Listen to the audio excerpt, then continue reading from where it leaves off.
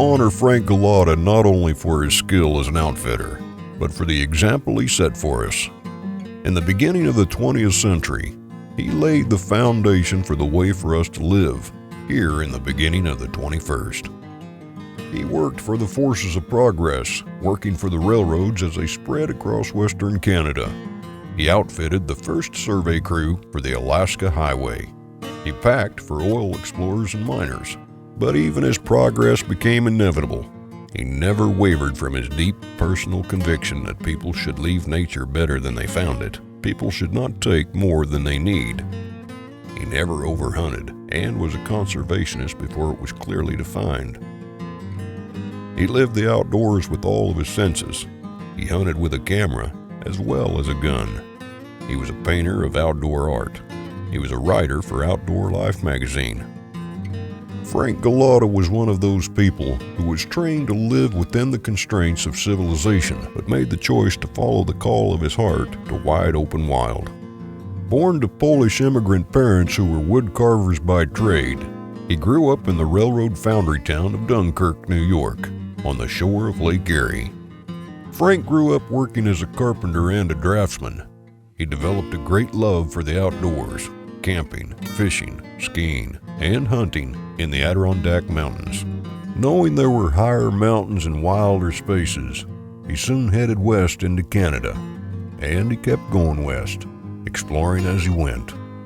He followed the grain threshers across the prairies into British Columbia, and there found his home close to the Peace River in Rolla, purchasing a farm in 1913 for $10.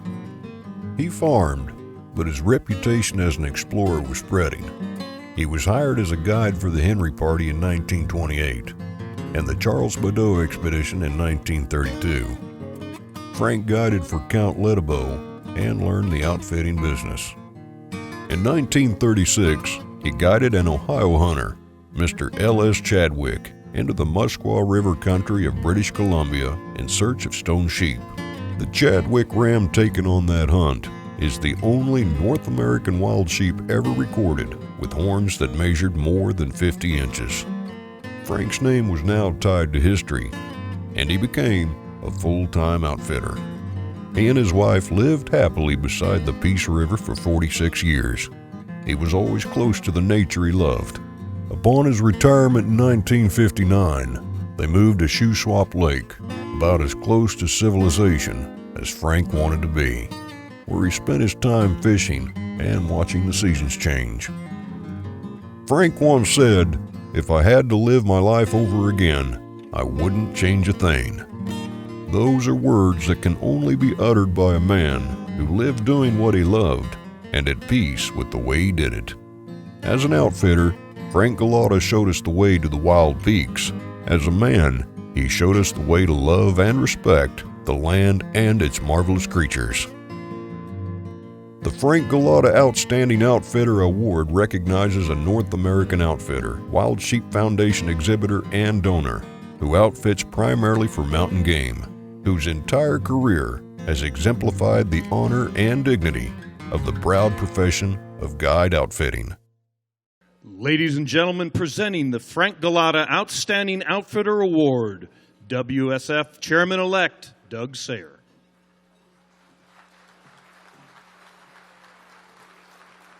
Ladies and gentlemen, this award's really important to me, having spent 15 years of my life being a guide and an outfitter.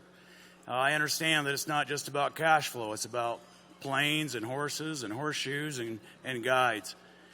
You know, this business that we're in, there's things that you need to count on. You can always count on the sheep, and you need to be able to count on your outfitter. I've had the privilege to shake hands and see a few of the previous award winners, and if all the Frank Golata award winners that are here today, if you could stand up so we could all recognize the previous winners, I sure would appreciate it.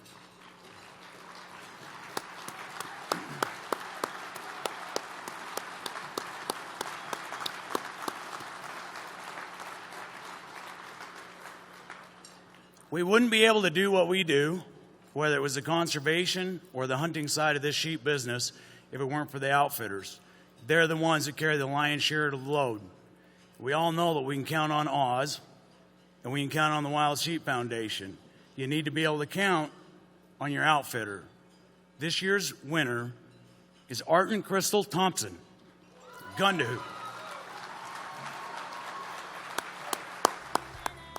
Thank you, everyone. As we all know, it's Crystal that makes it all work. Our family has, we thank them very much. They've been a big part of it. Our crew couldn't have been done without them. Their family, the clients that have hunted with us over the years, the last 30 years. You know, we worked hard to make their dreams come true, but they've really made our dreams come true. So we thank you very much. Thank you, everyone, for supporting such a great organization. Thank you. I just want to say how blessed we are to be a part of this organization. It does such great things for sheep, and thank you so much.